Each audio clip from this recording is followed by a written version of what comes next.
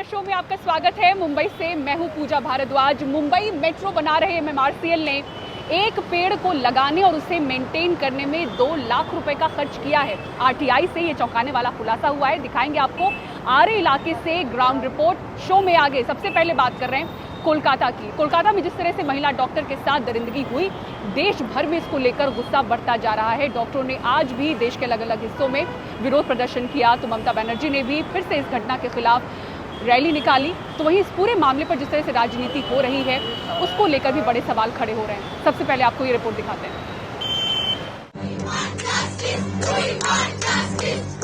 कोलकाता से उड़ी गम और गुस्से की आंधी शुक्रवार को पूरे देश में दिखी। देश के तमाम शहरों में डॉक्टर प्रदर्शन पर उतरे। जम्मू कश्मीर से केरल तक हर शहर में उनका विरोध प्रदर्शन नजर आया। दिल्ली, मुंबई, उधमपुर, अमरावती, हैदराबाद, भोपाल, जबलपुर, चंडीगढ़, जालंधर, अमृतसर, लुधियाना, सिलीगुड़ी, गुवाहाटी जैसे कोई शहर अछूते ना रहे। दिल्ली में केंद्रीय स्वास्थ्य मंत्रालय के अधिकारियों ने भी डॉक्टर से मुलाकात की। जिन्होंने भी ये काम किया उनको सजा मिलना चाहिए। और नेक्स्ट बात ये है कि जो पिछले दिन हुआ रात को, वो क्यों नहीं रोका गया पुलिस से और क्यों एक्शन नहीं लिया गया, वो भी हम डिमांड करते हैं। गुंडे आके वैंडलिज्म करेंगे, हम डर जाएंगे, वैसा तो नहीं होता है। जब तक जस्टिस नहीं मिलता, ये सब गुंडा भेज के कोई फायदा नहीं होगा। हम लोग प्रोटेस्ट कर रहे हैं जस्टिस के लिए और हम करेंगे प्रोटेस्ट। अभी सेटिस्फाइड है नहीं है बोलने के लिए तो इट्स टू सून। अभी तो कुछ रिजल्ट्स हम लोग को दिखा नहीं है कि कुछ बोल पाए इस पे। लेकिन एक ही रिक्वेस्ट है कि एकदम फेयर इन्वेस्टिगेशन हो। जिसने भी ये पाप किया है उनको पकड़ा जाए, ठीक है, कड़ी से कड़ा सजा मिले। इन सब के बीच कोलकाता की सड़कों पर बंगाल की मुख्यमंत्री ममता बनर्जी वही करती दिखी जिसके लिए वो जानी जाती है। शुक्रवार को उन्होंने विराट रैली निकाली। ऐसे मामलों में कार्यवाही साथ साथ होती रहनी चाहिए और दोषी को फांसी की सजा मिलनी चाहिए। कड़ी सजा मिलने पर आगे ऐसी घटनाएं नहीं होंगी।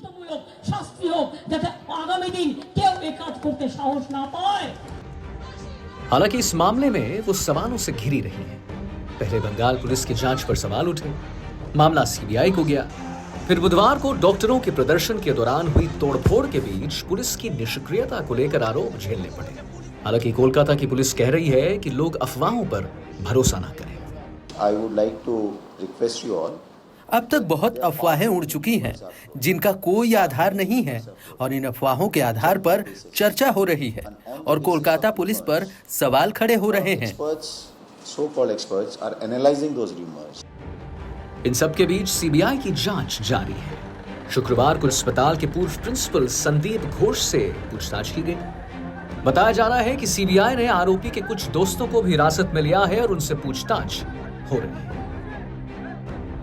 उधर स्वास्थ्य मंत्रालय ने एक चिट्ठी जारी की। Director general of health service की ओर से जारी इस चिट्ठी में कहा गया कि ड्यूटी पर मौजूद स्वास्थ्य कर्मियों के साथ कोई घटना होती है तो संस्थान जिम्मेदार माना जाएगा। ऐसे मामलों में संस्थान को 6 घंटे के अंदर एफआईआर दर्ज करनी होगी। इस बीच आईएमए की टीम ने कोलकाता जाकर पीड़ित के परिवारों से मुलाकात की। परिवार के साथ हमने मुलाकात की। ये बेचारे एक गरीब मध्यवर्ग के परिवार है। उनकी अकेलौती बेटी थी और उनकी सभी आशाएं उन पर थी कि ये डॉक्टर बनेगी, हमारा अच्छा होगा। वो 1 BHK फ्लैट में रहते हैं और बच्ची मर गई। और उनके साथ वहाँ के एडमिनिस्ट्रेशन ने जो व्यवहार किया है वो कभी माफ किया नहीं सकता। लेकिन इस पूरे मामले में बंगाल सरकार पर बहुत सख्त टिप्पणी कलकत्ता हाईकोर्ट ने की है। अदालत ने कहा ये राज्य के तंत्र की पूरी तरह नाकामी है। राज्य सरकार सबूत दे कि क्राइम सीन से छेड़छाड़ नहीं हुई। दरअसल इस मुद्दे पर राज्य सरकार और पुलिस घिरी हुई है। इस मामले में मुख्य आरोपी गिरफ्तार हो चुका है, लेकिन जांच के पूरे तौर तरीके में से जो संवेदनहीनता दिखती है उससे यह सवाल उठता है कि कहीं इस मामले में इंसाफ से खिलवाड़ तो नहीं हो रहा।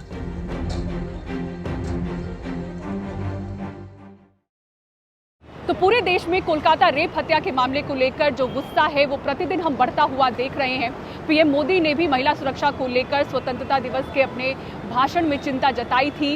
निर्भया कांड के बाद खासतौर से आप देखें तो कानूनों में कई बदलाव हुए हैं, कड़ी सजा के प्रावधान हुए हैं, लेकिन तब से अब तक में हालात कितने बदले हैं, विस्तार से बता रहे हमारे सहयोगी अनंत भट्ट।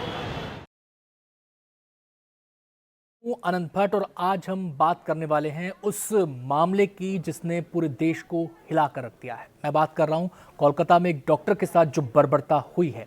लोग विरोध जता रहे हैं, सड़कों पर उतरकर प्रदर्शन कर रहे हैं, अपने गुस्से का इजहार कर रहे हैं। खुद प्रधानमंत्री नरेंद्र मोदी ने लाल किले की प्राचीर से महिला सुरक्षा को लेकर अपनी चिंताएं जाहिर की हैं।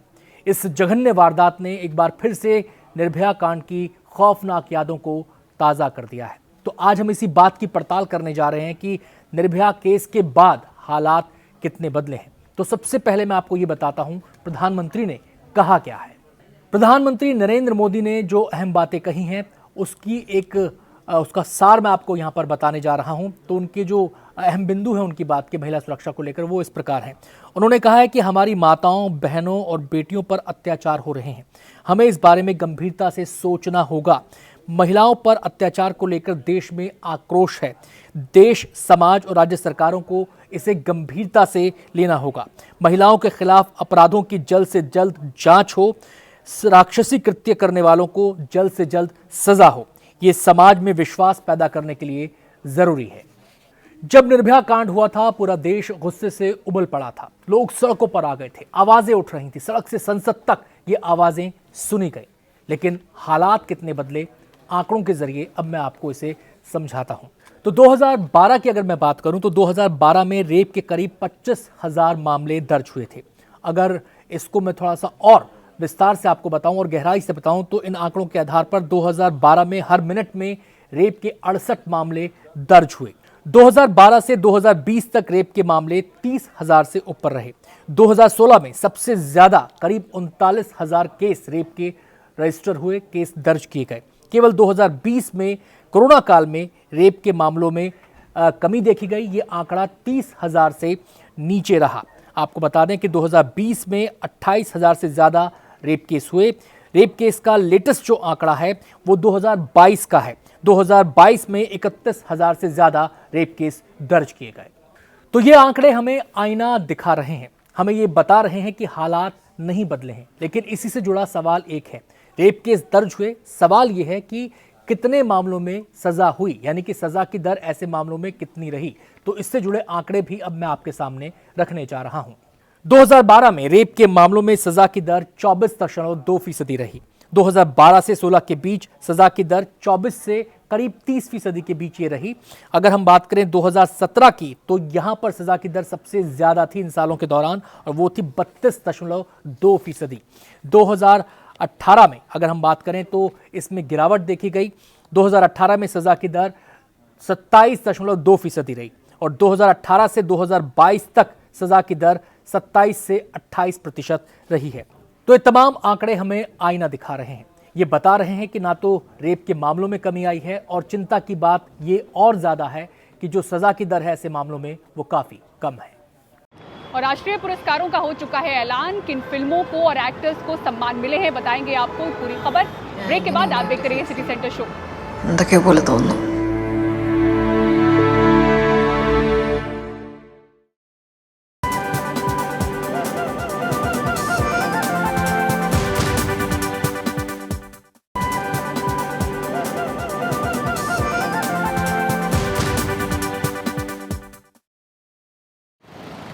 एक पेड़ को लगाने और उसके रखरखाव में करीब 2 लाख रुपए खर्च हुए हैं।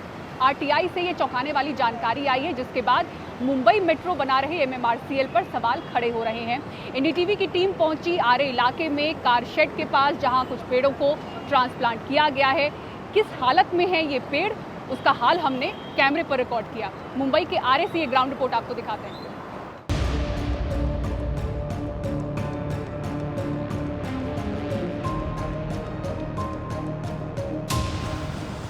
2 लाख का एक पेड़, ये हिसाब Mumbai metro rail corporation limited ने दिया है।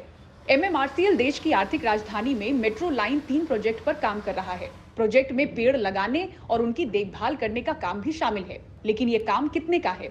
वॉचडॉग फाउंडेशन की एक आरटीआई के जवाब में एमएमआरसीएल ने बताया है कि लगभग 12 करोड़ रुपए की लागत से 584 पेड़ लगाए गए हैं। एडवांस नर्सरी के पौधों की सप्लाई, उनकी डिलीवरी, मेंटेनेंस और प्लांटेशन के लिए टेंडर निकाला गया था। प्लांटेशन के बाद मेंटेनेंस पीरियड 3 साल का है, यानी एक पेड़ लगाने और उसके रखरखाव पर लगभग 2 लाख रुपए प्रति पेड़ खर्च किया गया है।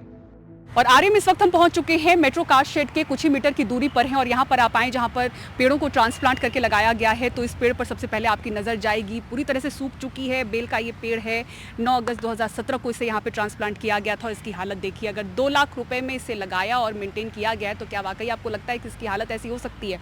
इसके पास ही आप देखें, एक बड़ा सा पेड़ है, इसके तने को आप देखें जो लगभग सूख रहा है या सूख चुका है, क्योंकि ऐसी मोटी मोटी कील ऐसे लोहे की अंदर लगी हुई आपको दिखेंगी और ऐसा लग रहा है शायद इसे ट्रांसप्लांट करते समय इन कील के सहारे इसे उठाया गया होगा, लेकिन उसे बाद में निकाला नहीं गया। नीचे पड़ी ऐसी एक कील आप देखें, इतनी लंबी, करीब 6 इंच की है। तो अगर इसके अंदर ऐसी कील है तो इसका क्या हश्र होगा आप समझ सकते हैं।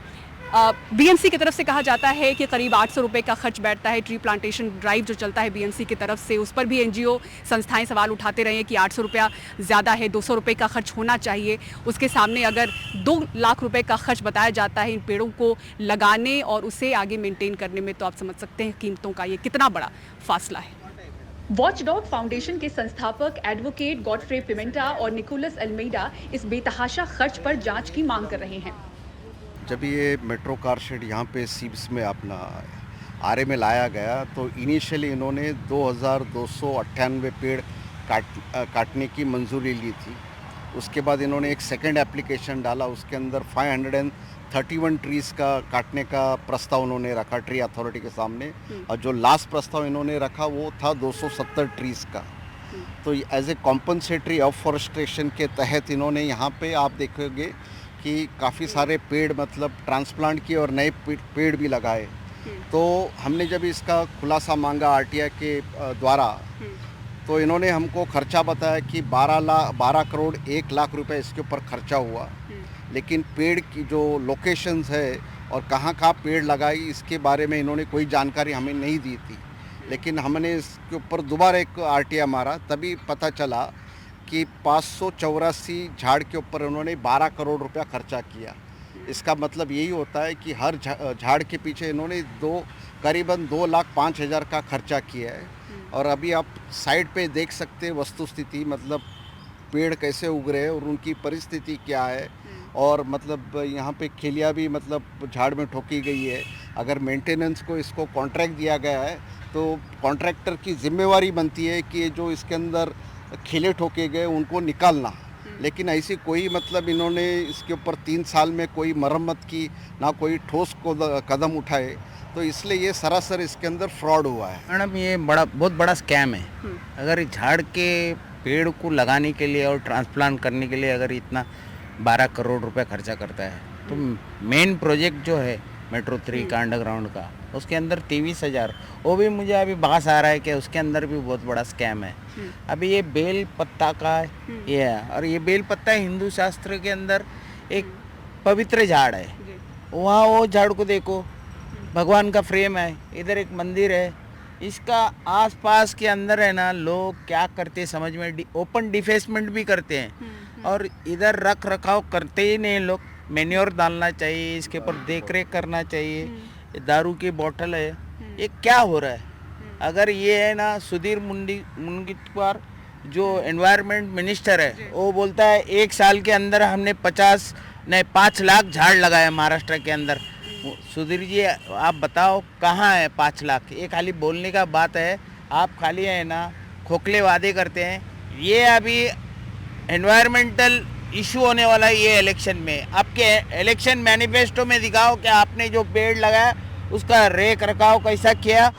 पहले कहा गया था कि इस परियोजना से 5012 पेड़ प्रभावित होंगे, जिनमें से 1331 काटे जाएंगे और बचे हुए 3681 को देश के अन्य हिस्सों में फिर से लगाया जाएगा। नियमतः काटे गए पेड़ों की संख्या से 3 गुना अधिक पेड़ लगाए जाने चाहिए और कम से कम 3 साल तक उनका रखरखाव करना चाहिए। इन सभी शर्तों को देखते हुए MMRCL से लगाए गए पेड़ों की संख्या के बारे में स्पष्ट जानकारी देने की मांग रखी गई है, क्योंकि ये किसी भी इंफ्रास्ट्रक्चर परियोजना के लिए पर्यावरण मंजूरी प्राप्त करने के प्रमुख मानदंडों में से एक है।